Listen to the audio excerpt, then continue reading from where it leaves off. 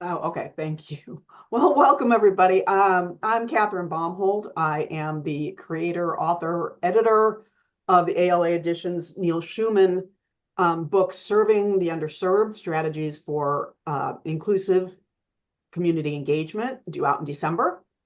I am also an associate professor in the School of Library and Information Science at the University of Southern Mississippi. And I've been here for 21 years as an instructor, part of which is teaching a class on serving the underserved. So welcome. I want to welcome everyone to the second meeting of Edie and Neal's book club, the ALA Editions Neal-Schuman book club. Today we're exploring questions raised by ALA author Lesley Farmer, who's here, of course, and she and I will, her book, Impactful Community-Based Literacy Projects. Lesley and I will chat a bit about her book first, before we open the discussion to our panel, all of whom are ALA Editions authors. And then to you, our audience, who we want to thank for joining us today. So thank you again for being here. Lesley, welcome. And tell us a little bit about yourself and how you came to prioritize community and literacy in your practical and theoretical work. Many of us know you from your school libraries work, and this seems moderately connected, but still different. Right, exactly. So I've been coordinating the teacher librarian program at California State University, Long Beach for 25 years. But over the years, I've been a youth serving librarian in both public and school libraries, as well as an English teacher and also, academic educator. So I've always loved language, the world of words. And so especially because, my heart is with, young people, and, libraries are sort of like, the spot, for, resources. And so getting students not only, physical access, but also intellectual access, to information. Right. I'm also really interested in media literacy, which I consider part of information literacy. So when you're talking about, literacies, you're really talking about the, ability, to consume and, produce, the language, in words, whether it's orthographic, writing, speaking, listening. And so that's just kind of been a strand throughout my life. So the same thing in terms of research, it kind of fits there too. Okay.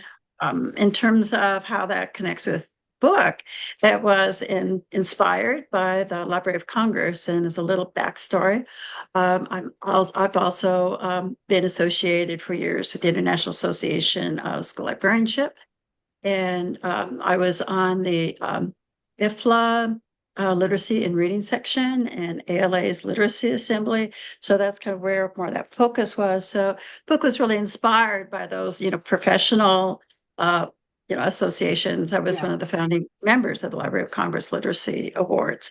So, as a writer, presenter in the field, I really wanted to share that information. And so that's the reason, for the book. Fascinating. Thank you. So let's talk a little bit more about that. Why do you think it's important for public librarians in particular, but all librarians really, to work on community-based literacy projects? Right. So the obvious thing is what is our, one of our main purposes is connecting, information ideas with people and their information needs, as well as entertainment, leisure, needs. So, curating those collections needs to be community-based. So we need to know our community. And, if we just kind of sit and wait for someone to come in, that's not really going to work. So that active partnership is, so important. So I would say that it's sort of tricky to to avoid participating in literacy projects, quite frankly. Yeah, interesting. In my class, I tell them at the beginning of class that we're not talking about things that go on in the library, but what we should be doing outside those brick walls. And even my graduate students takes a few minutes for them to kind of get their mind wrapped around that idea that we have to go out instead of that waiting for people to come in, which is an excellent point. What do you think makes a community-based literacy project actually work? What's the key? What's the secret sauce? Yeah, the keystone. The keystone. Yeah. Right. Well, again, if librarians are participating, in that, number one, they need to know their community, what their needs are, what motivates them, and they need to build those trusting relationships. So it's got to be two-way. We're not the saviors kind of a thing, but it's like, again, one of our panelists talks about the importance of collaboration, which was actually one of my first books. And so it's like, what's the mutual goal, and what does each stakeholder bring to the table? So in terms of, material and, human, resources. So that's the deal, is that, again, these literacy projects need to come from the needs of the folks. Doing it top down isn't going to work. So, folks really have to have, a passion for that, and seeing, how can we improve our community, and how can we improve the people within it? So again, leveraging, those things. And then again, clear expectations, regular and consistent communication. Being systematic is so important. Being able to really plan it, being really intentional and clear. And again, starting with those really key influencers who are reputable and dependable and all this kind of good thing, and then kind of building out, the network, doing constant monitoring, evaluating what's working, what isn't, making those shifts, as needed, and building on existing structures. So it doesn't have to be brand new, but you're, extending, enhancing what's already being done. Really needs to be asset based. So again, it's like, oh, these poor people, they don't It's like, again, you need, the learner, you need, the trainers, and you need the resources in order, to do that. And again, good benchmarking, look at the evidence, look at what has been successful in other, folks, making sure, everybody, is benefiting, that there's, systems of choice, that there's, inclusion, all of the good things for almost any kind of, program. Yeah. Well, and one of the words that I guess phrases that I used in graduate school, those many years ago, that I learned, that I've since found out other faculty have never heard, but it's cognitive authorities. It's not going in and saying, I know these things, therefore you should believe me, but getting that one person in the community who other people in the community are going to believe. Exactly. And then the other part is making sure that the deliverables are something they actually need. Right. And so I think that's, go ahead. I was just going to say, is that you're not saying, oh, you're going to learn how to read and write. It's basically, we're going to give you some tools so that you can get a job. We're going to get, some tools so that you'll be able to have, a steady income. You're going to do so that you're going to be able to be the number one expert in stamp collecting. Right. Exactly. I have an interesting example from my class where they were doing community service work, where one of my students went in at the invitation of the woman who ran the food pantry and translated all their materials into Spanish. And I went back and talked to her, and she said, well, the student did a great job. It was what I asked them to do and everything. And she said, and they still weren't using it until we found out that most of our are people who are using the pantry can't read. Mhm. And so it was that we think this is what would be helpful, but we need to talk to the people, the users, and really find out what they're doing first. So Lesley, since you published impactful community-based literacy progress in projects, in 2020, what are some of the highlights of your recent research and public initiatives, particularly in the face of post-COVID-ness, Right. or post-COVID society? Yeah, right. So probably the most obvious one is a grant from IMLS. And so I served as literacy consultant for Reading Nation Waterfall, which has been community-based early literacy, program for 6 tribes within the United States geographically. And so the real core of that is the collaboration within each tribe as to where resources can be located, and how can families in particular, promote, help kids in terms of reading. And COVID really impacted, that program because, it was hard for those folks to collaborate, physically. And golly sakes, disease seemed to be a higher priority right then instead of early literacy. Yeah. So, and also trying to, since it was, 6 tribes kind of doing that, the mega community of, connecting, between, but first you have to get your own community, well connected. So, that's been a real reality check in terms of what makes things effective. I've also been doing research, again, I told you I'm kind of into media literacy, which really does require literacy. And so I'm now on the board of the California Student Media Festival. And so I did research over the last 15 years of winning student videos for this festival, for this competition, and looked at, issues of media literacy, information literacy. So that was really interesting. And because of that, then we are providing more resources, for students online in terms of being able to create, effective, compelling videos. And most of that work, because it's kind of done through the schools, it really has to do with informing, folks in lots of, different ways, that again reflect, students' own interests and gives them the authority, to share their expertise and insights. And then I also have been involved in the whole thing about fake news, disinformation. And so one of my books is on fake news in context, put out by Rutledge. So yeah, I've kept busy. Okay, thank you. Okay, now I want to kind of pull in everybody else who's been sitting here. Want to at first have you guys introduce yourselves. Tell us a little bit, what you've done, why you're here, and what you do.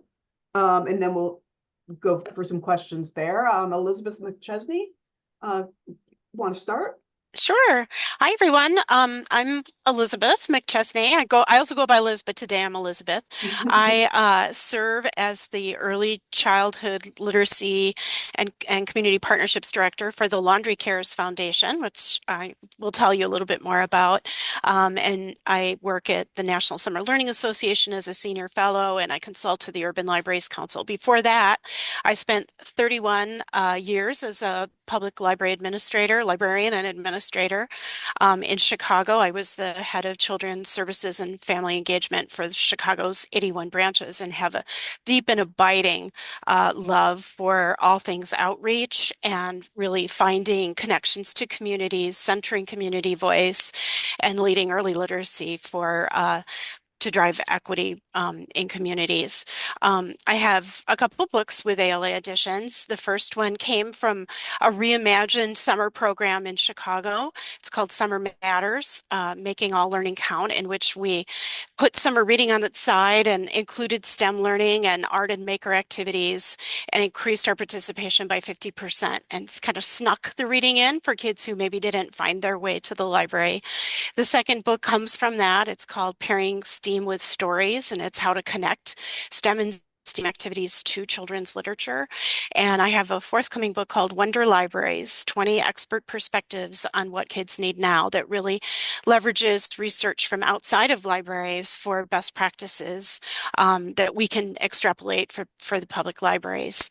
And I think that's it, right, Catherine? Yeah, I think so. That's a lot. All right, Belinha. This is Dr. Belinha Abreu. And she is the author of Media Literacy for Justice, Lessons for the Changing World. Hi, everyone. Yes, I also have another book with Neal-Schuman, which is Teaching Media Literacy, that I actually wrote in 2006 and then had the opportunity to do a second edition in 2019, which was, I think, perfect timing after all the things that were happening around the world. Thank you for having me. I am the president of the International Council for Media Literacy.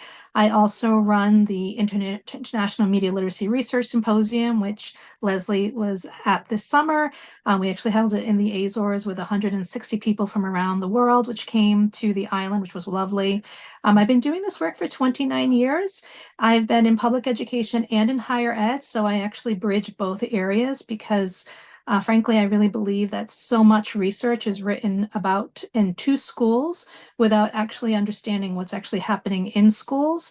And so the work, I think, of public education very much suffers from that. And I think more practitioners need to have more voice in the research process piece.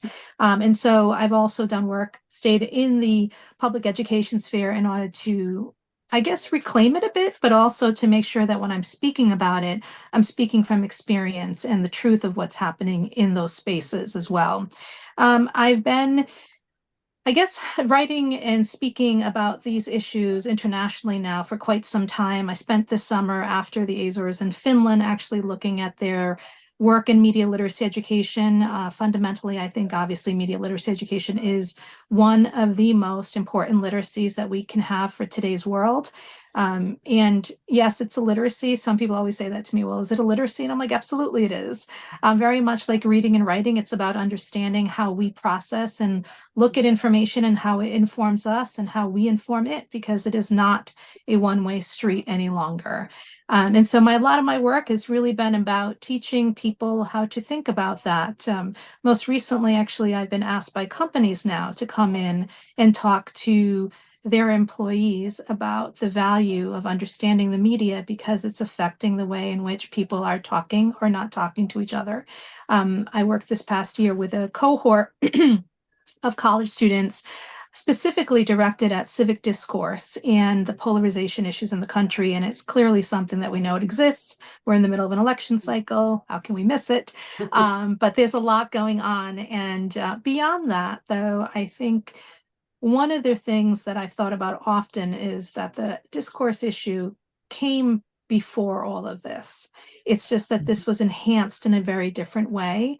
And when you have these loud media voices adding to the volume, it really blurs the lines of what people understand to be truth today. And so that's a lot of what my work has been of late. Thank you for having me. Yeah. All right, Kat, your turn. I'm Kat Breitenbach. I'm a teen librarian in suburban New Jersey. I've been here for just about 15 years. And before that, I was a children's and teen librarian in North Chicago, not part of Chicago, sorry, but the city of North Chicago. Okay. There's a difference. Everybody confuses it. It's okay.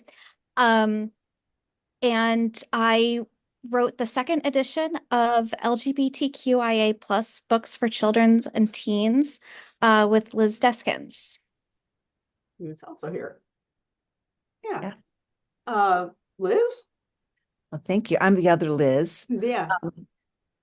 And yes, I had a great time writing book with Kathleen. She's very knowledgeable and we had great fun. It goes to show the powers of collaboration, large and small. I think that's always something we need to look at. But I'm a retired educator. I was a school librarian for 33 years in elementaries and then in high school.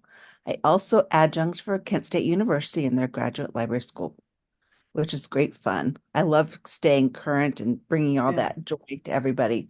I've written the first and second editions of the LGBTQ book, first with Dr. Christina Dorr, and then with my good friend Kat.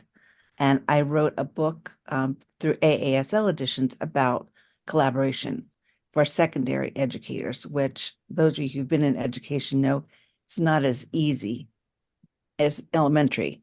I do a lot of work within my local organization. I spent time in the public library.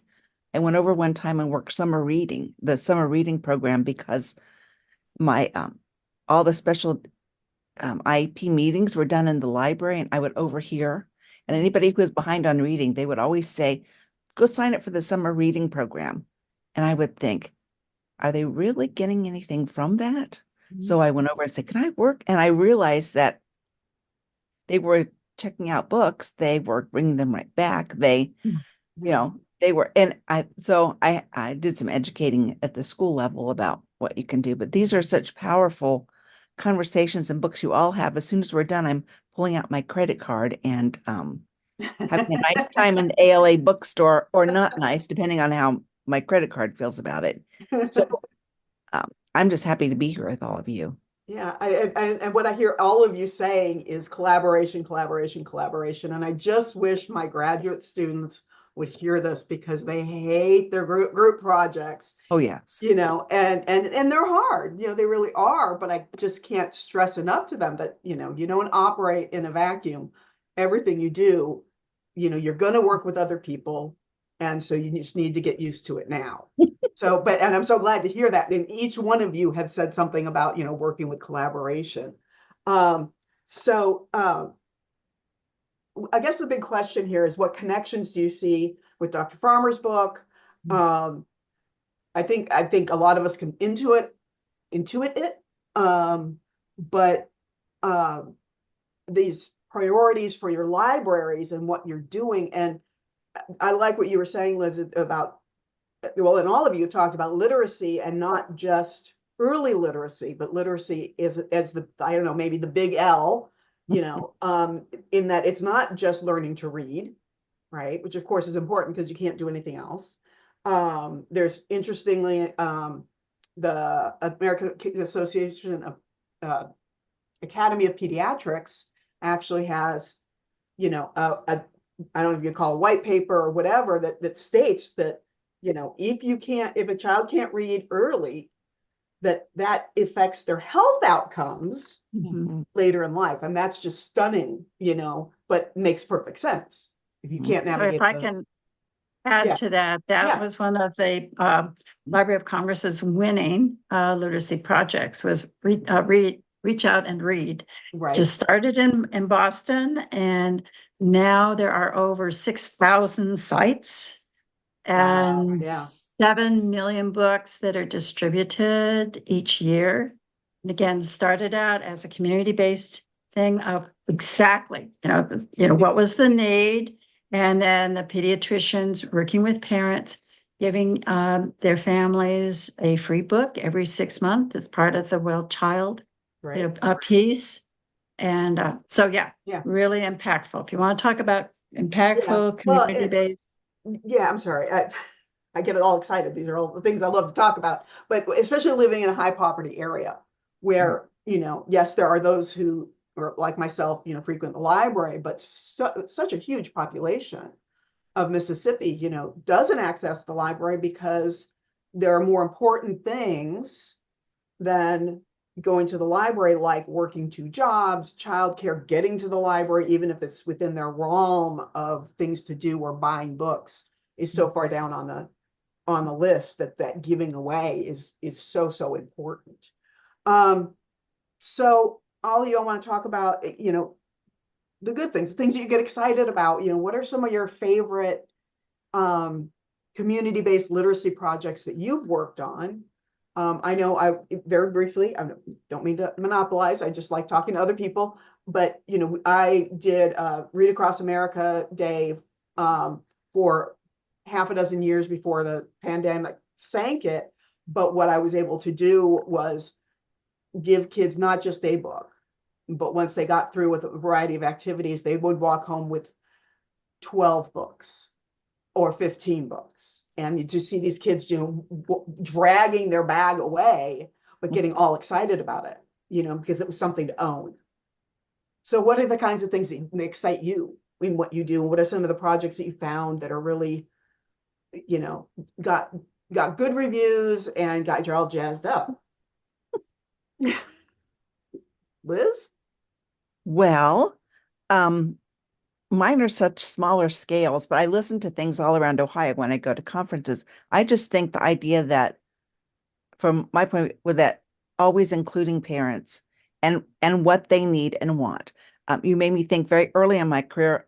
I had a large Hispanic population, so I was so proud of myself. I went everywhere. I found this. I had this great little collection of books written in Spanish, and I really couldn't get the kids to check them out, and I couldn't figure out what was going on.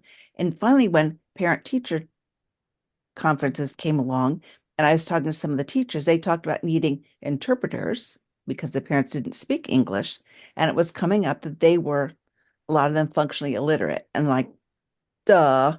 Yeah. It really made me realize. So we started doing pulling together some great programs in the school where we did things that brought the parents in, and parents who, so many parents like that are not comfortable coming into the education setting because that's not their place or their culture, because we had several cultures that you gave your children over to the educators and you step back. That was their role and they had their own role. So we always did things that included food first. You always have to include food, like a meal. We would get meals sponsored. We would get babysitters in so we could have things with the parents. Right. Sometimes we provided transportation because so many of these literacy events, the big curtailing thing is getting there. Right. That's huge. When computers started being a thing, all the teachers in high school were gung-ho of giving all these assignments using the internet. And we kept trying to explain, well, we had two giant apartment complexes where the students lived, not within walking distance of the library. And in the case of two parents working or, 8 million people in the home, they couldn't get to the public library to get this work done. So I just stayed open. I opened early for the kids who could get there. I stayed after so they got work done because you had to meet them where they were. Yeah. And eventually we did get some homework help groups into these apartment complexes. Now all of the libraries in the Columbus Public Schools have homework help desks that are open every day after school, and they do all kinds of excellent activities.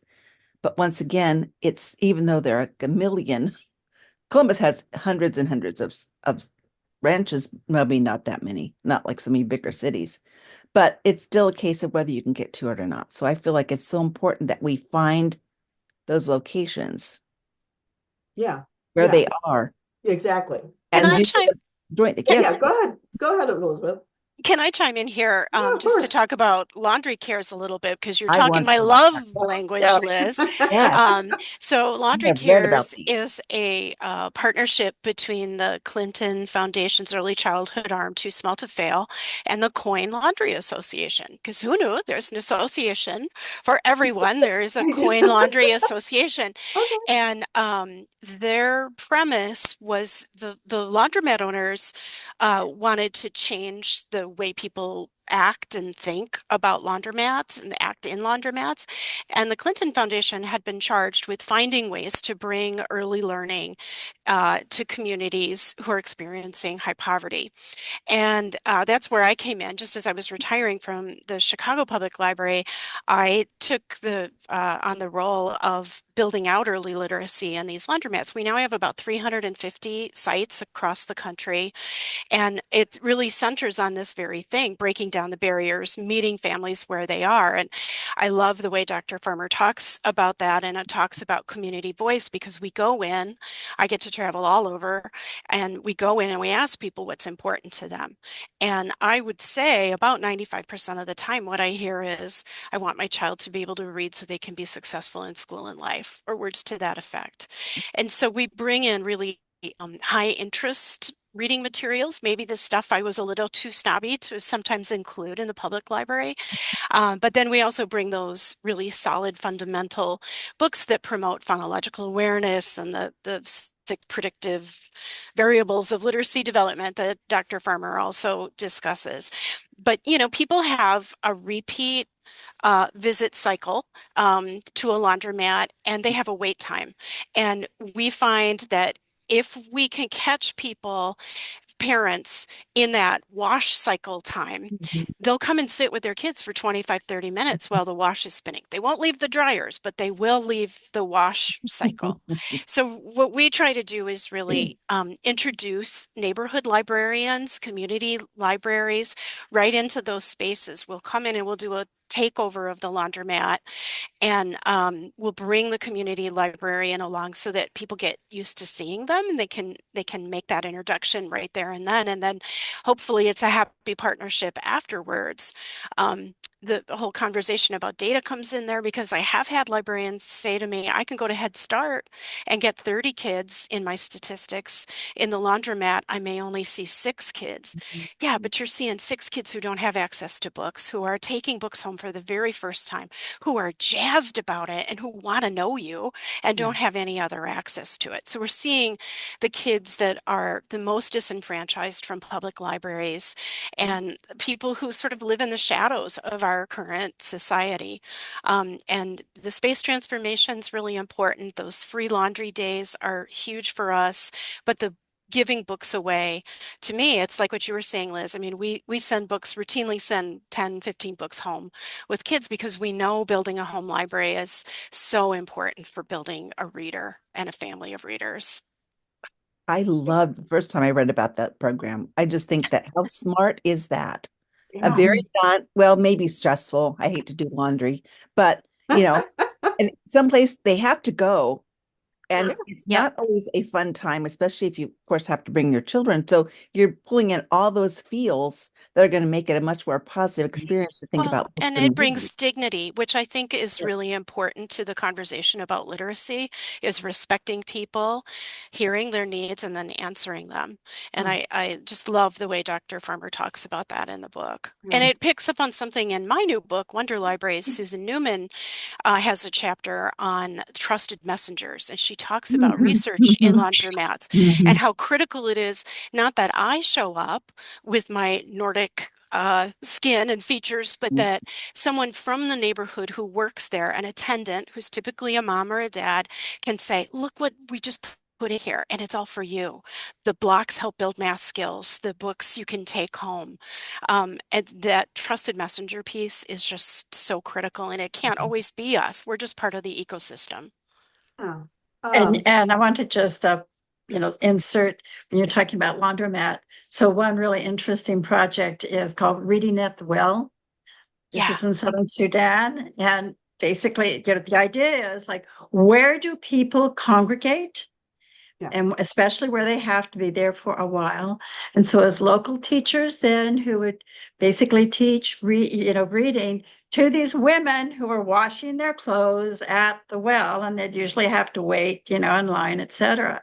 And then they would provide them with backpacks and materials, and then they would share them with their families and their neighborhoods, and it became a train the trainer thing. So breaking down barriers. Exactly. Love it. Kat, Belinha, either one of you want to chime in here? What are the projects that have really got your juices flowing, or that you've seen some real experience, some positive aspects or outcomes that you want to share? I'm curious about, because media literacy is huge, and disinformation, for the next 3 weeks is going to be critical. But I'm just wondering how media literacy and illiteracy are connected, because once you learn where the buttons are, you can kind of manipulate your computer, even if you aren't very literate, and you can see and hear things. Right. Yeah. So Actually, how do you see that work? So literacy and illiteracy is what you're saying. Yes. So I think it's interesting because, honestly, I always find that the media literacy perspective is very individualized by the interest level, right? And what I mean by that is that you don't actually have to read well to end up being in the media, which is problematic, right? Yeah. And that also means that you don't have to process information well to be in the media. In fact, some people who will say, oh, well, this person is being very media illiterate because of the things that they're saying, when it's really not about them being media illiterate as much as that they've been able to propagandize the media. And so there's lots of pieces of media that has sort of taken on, I think, a different lens just because of that. This summer, one of the gentlemen that was at the conference said to me, well, media literate, if you're media literate, you can't be racist. And I said, I completely disagree. You absolutely can be media literate and racist. And he was I think it threw his mind because he lives in the empathy space of media literacy, which is a beautiful, wonderful space, but that's the assumption that everyone's gotten to be empathetic. And we know that's not true. And not only that, empathy grows with you based on experience. It's not this sort of, it just doesn't happen. It's actually one of the reasons why I have a huge issue when schools are trying to teach empathy without providing experiences of that, because it's like you're going to tell them, okay, great, but what have they learned from it, right? And defining it isn't enough. And I think so that's sort of, I think, another like level of it that gets sort of lost, because everyone's like, well, if you know how to look at media, you ask questions about the media, then that makes you media literate. And I actually find that to be just as problematic, because I think the fake news, disinformation space has added more problems to media literacy than making it a better space. The check systems that are out there, as lovely as they are because of their simplicity, don't take you to the depths of knowledge that needs to be there.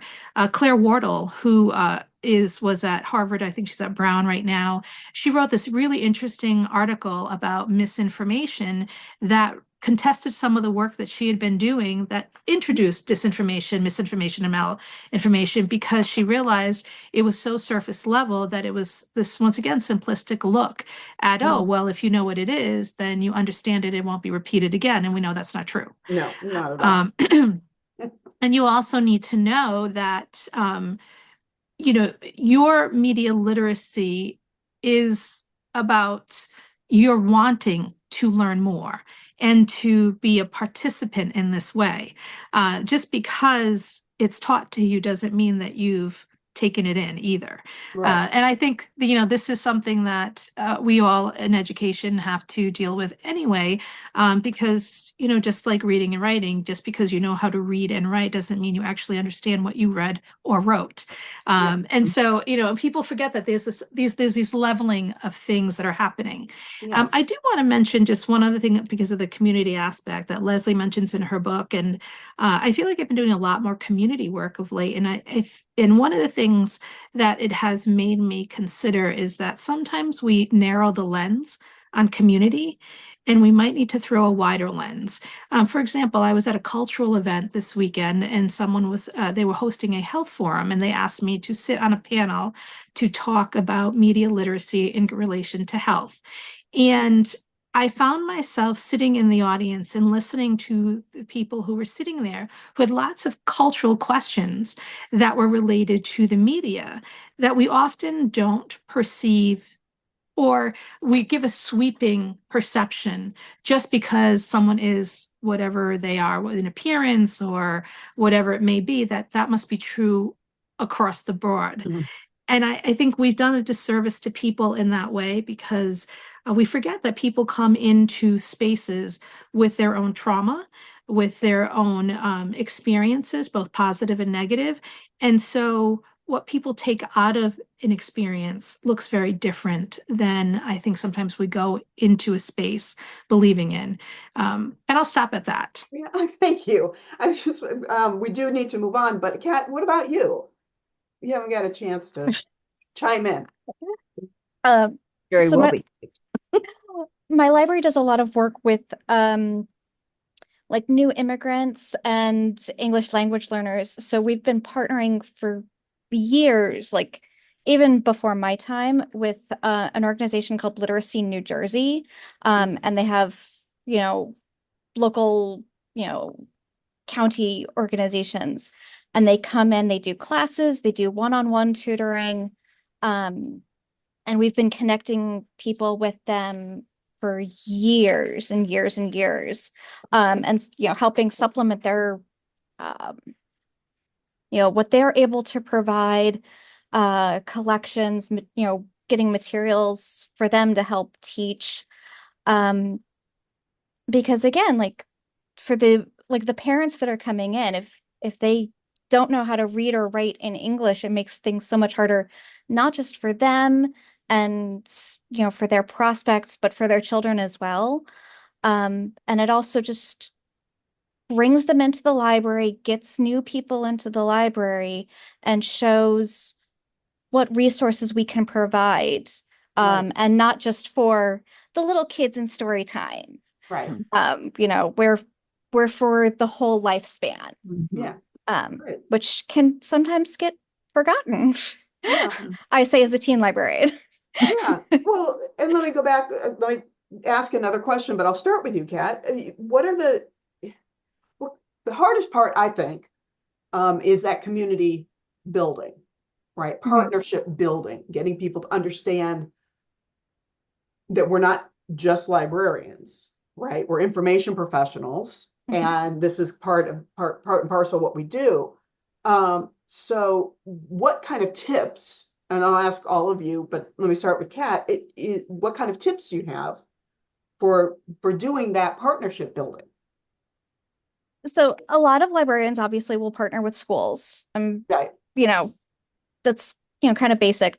I partner with local businesses as well. There's a local game store in town, and we partner with and cross promote because they run Dungeons and Dragons. Oh yeah.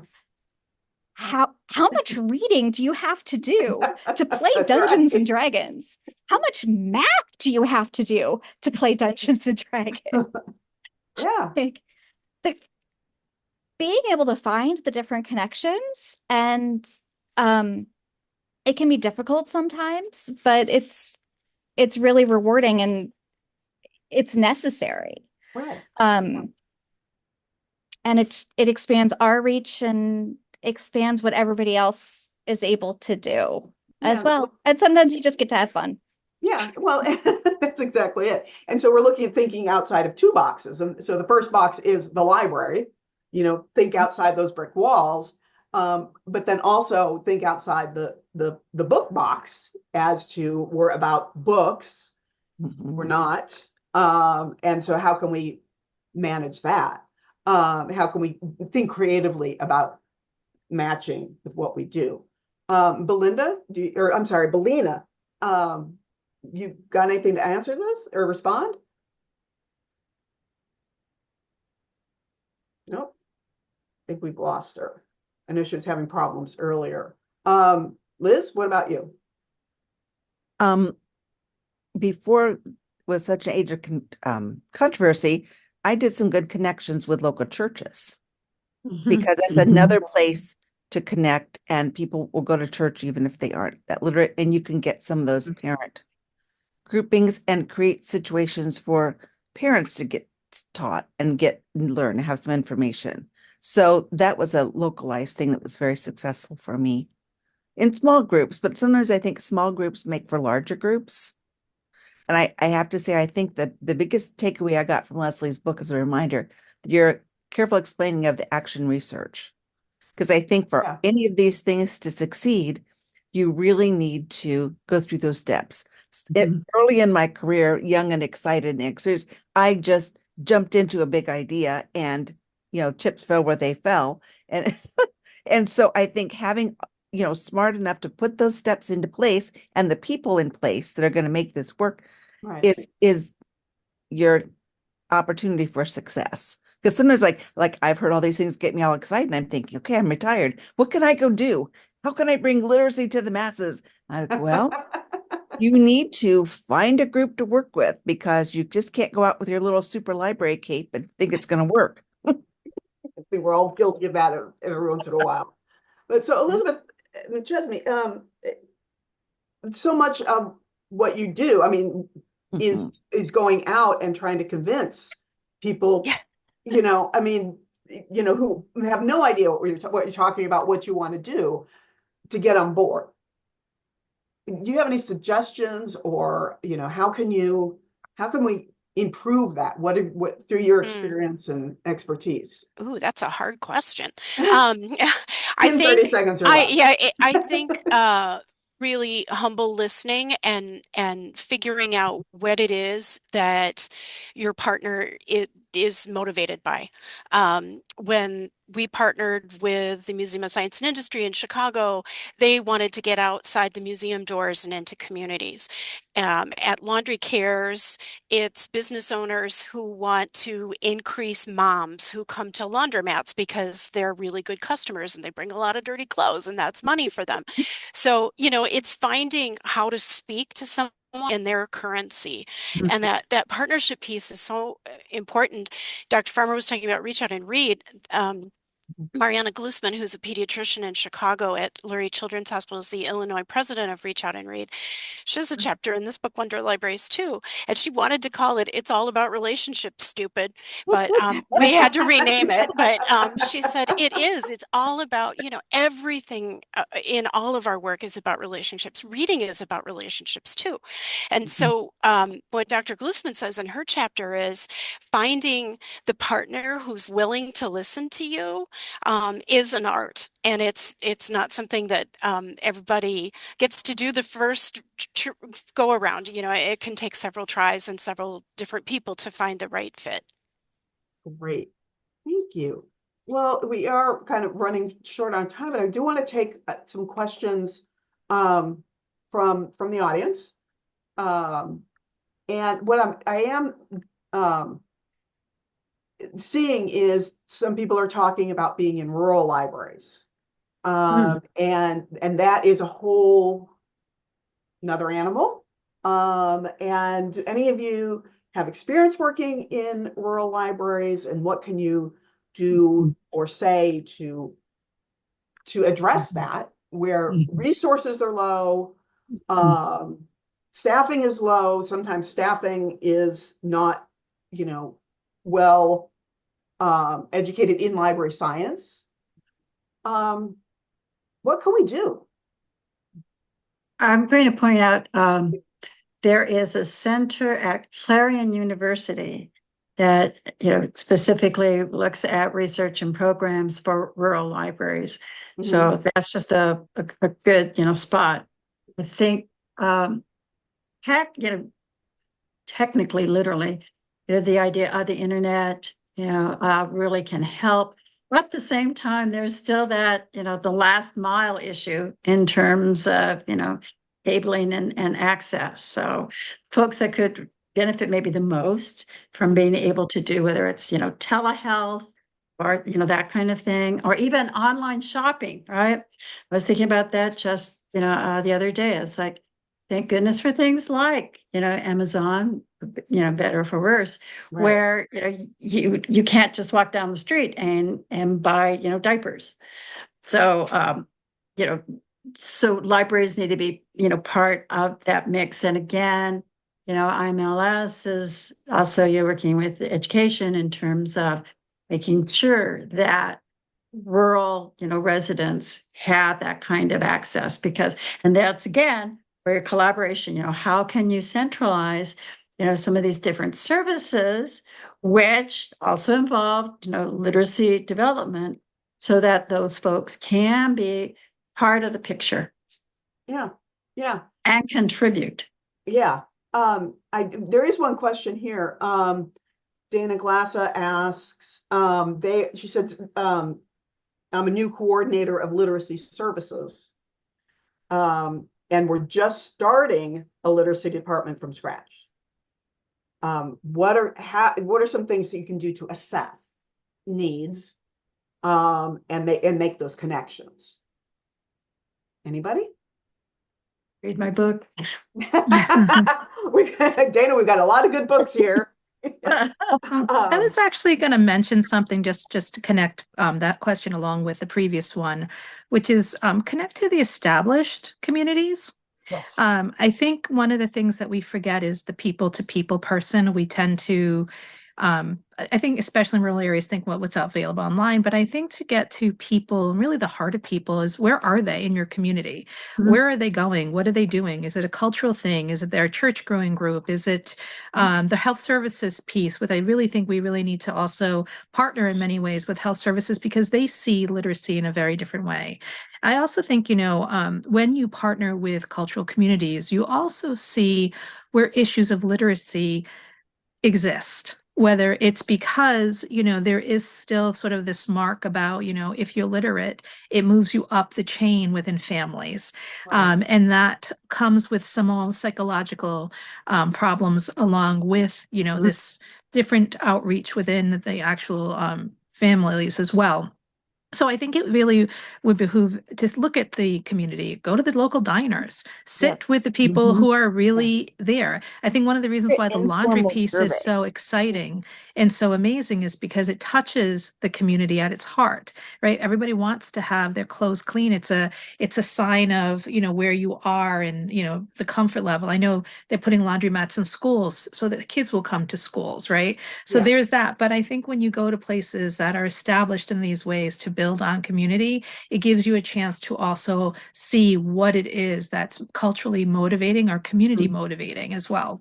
Yeah. Right. I'm thinking if you find a way to survey, and you're not going to pass out those nice handwritten surveys, but you can sit at the diner for a couple days, different times of day, and initiate some conversation, and you can be doing your own anecdotal data and find out really what's important, or go to some churches and go part of that whatever coffee klatch after church and find out what people really are thinking and valuing, because we go in with our own perception. And, especially if you're not raised in that environment, you don't think about, okay, I'm on a big dairy farm and we can't ever really go away because you have a day-to-day Yeah. you have to do. So what can you do to help them if they really can't say, oh, I can't take a day and pack my kids off to the library? So, you'd find out things make you successful. Yeah. Yeah. Go to the Grange. Yeah. Yeah. Everyday spaces. I think Yeah. it's really shocking to hear what people have to say about libraries when we're outside of the community of users we have, and Yes. not always in the most positive way either. So I think starting from everyday places, grocery stores, laundromats, Yes. auto repair clinics, nail salons, places where people are. Shopping Yeah. malls. Yeah. Mhm. Okay. I have to. I'm going to close this up or finish this up. But at the same rate, let's see, Elizabeth and Ramon have offered to stay because I have to run. And I really hate the fact that I'm missing. This is a great conversation. We could go on for another hour or so, but I do want to, I've enjoyed this conversation. You're right up my alley, and I'm taking notes, and you're all going to hear from me when I teach my class again in spring, because I got questions. But if you've enjoyed this discussion and you don't yet have a copy of Impactful Community, Community-Based Literacy Projects by Lesley Farmer. Remember to use, there's a promo code I will put here in the chat, ICBLP4, which will give you a 40% discount off, oops, it's 4, not a $, but that will give you 40% off the book. So go out and get that, and it's only on the website. Edie and Neal's book club next meets at 1 p.m. on Wednesday, November 20th, and they'll be discussing questions raised by Ryan Dowd's book, The Librarian's Guide to Homelessness, which I am not going to miss. Again, that fits into everything that it's talked about in my book. And he's been around for a long time, and I've read the book and want to know more. But you can go to alaeditions.org/book club to register for that program. I encourage everybody to do that. And many thanks to all of you, Elizabeth, Liz, Kat, of course, Dr. Farmer, and Dr. Abreu. I've really enjoyed it, and have a great afternoon. And I'm really sorry I had to run, but keep up the conversation, and I'll see you at a conference somewhere. Thank you. Yeah, bye. So I think some of us are still here in case there's folks have, questions. I saw in the chat a piece about like social emotional learning and cultural, humility. Definitely that kind of echoes what Elizabeth was saying about being an active and, quite frankly, humble listener. And I think, Liz, you also gave that impression as well. If we're not part of the community, we should be. It's basically, what makes you proud to be in this community? Finding out what are the assets that are there. I think that's so important. Mm-hmm. I'm wondering if anybody's been able to be successful at places like county fairs or those community events that people come to. What is there a way? I mean, I know a lot of libraries do here register for your library card, but that might not get you really excited if you can't read. And maybe if they learn more services. I was really impressed. The library branch right next to one of my elementary schools, you had so many people doing job applications. A lot of our new people in the community were that they could use email to contact their family in other countries. They saw it for so many different reasons. They came in and did, we had homeless who it was a safe place during the day. All those things are valuable. And how can we tap on, share some of these resources and things, right? So like beyond the book. So they come in because I want this service. I need this. And then maybe they'll find that they're more comfortable and be open to something else. Mm-hmm. I think the most obvious thing is storytelling. Yeah.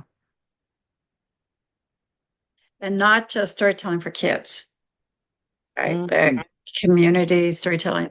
And that's a really big picture, especially for First Nation events.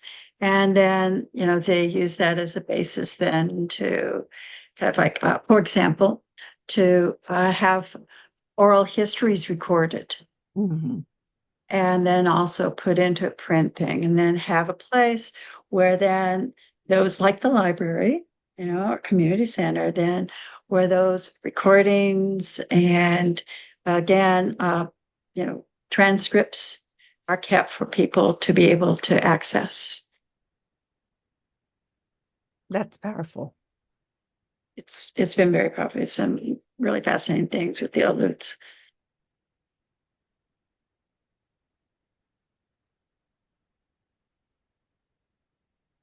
I've also seen community fairs, which are, here's a really interesting one. Sports. And again, for some of the tribes within the United States geographically, area, when you talk about where do people come and where are people motivated, games, sports games. So, the idea of having, the printout of, the different, players, being able to, statistics, stats, keeping that kind of together. Again, getting the stories of like interviewing the different players and then having, a publication or a newsletter, any of that stuff. Again, where is language being practiced? And tie it with that. And I think the key, one of the keys is like, especially with a lot of cultures that are more oral based, is the idea that when it's just oral based, you have to be there pretty much. We're getting a little bit better in terms of your phones. You might be recording, but that's the deal. That's the key, is like, how do we record information so that you don't have to be in the same space at the same time? And that's what libraries, that's our shtick, is recorded information. Yeah, whether it's a poster or a magazine or any of those kinds of reality, like a globe is basically a way to record information. So I think that is a real key for folks. It's like, so I can't be with the car repair guy all the time. So there's car manuals, but I have to be able to read those. So, it isn't like you have to have a book. When I taught English in Tunisia and Peace Corps, it was like, what kind of words, what kind of vocabulary do you need to learn? And one of the groups that I worked with was post office workers. And so I was able to I had worked in the post office when I was, in college. And so I had, some of those folks then send me postal forms. So, what was the vocabulary, like first class, the word media, COD, etc. So learning that vocabulary then was meaningful as a way. So you can start, if you can start with the specialty, and then you can kind of like, some of those words were in other venues as well. And again, recording that. So it isn't, again, just so here's a form. It's recorded. This is a way that you can get information from one place to another, and you don't have to be there.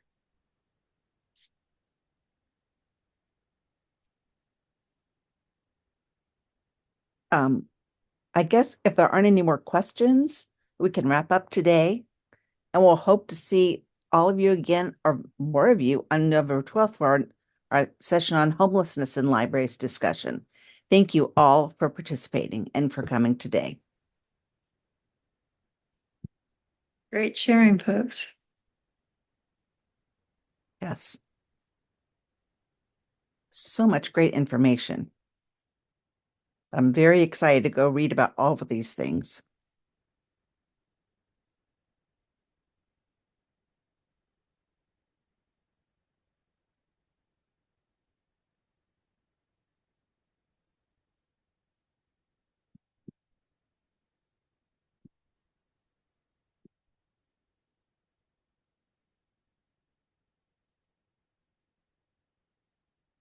I really want to read your Wonder World? Wonder Libraries. Yes. Thanks, I Liz. saw that. Yeah. I saw that listed somewhere last week, and I went, now that sounds very cool. Well, that's Ramon and the, brilliant team at ALA who named it. Yes, they are very good at that. Yeah. I want to read all these books. I may have Like to you, my go credit card is going to take a hit here. Exactly. There it is, Wonder There it Library. is. Yay.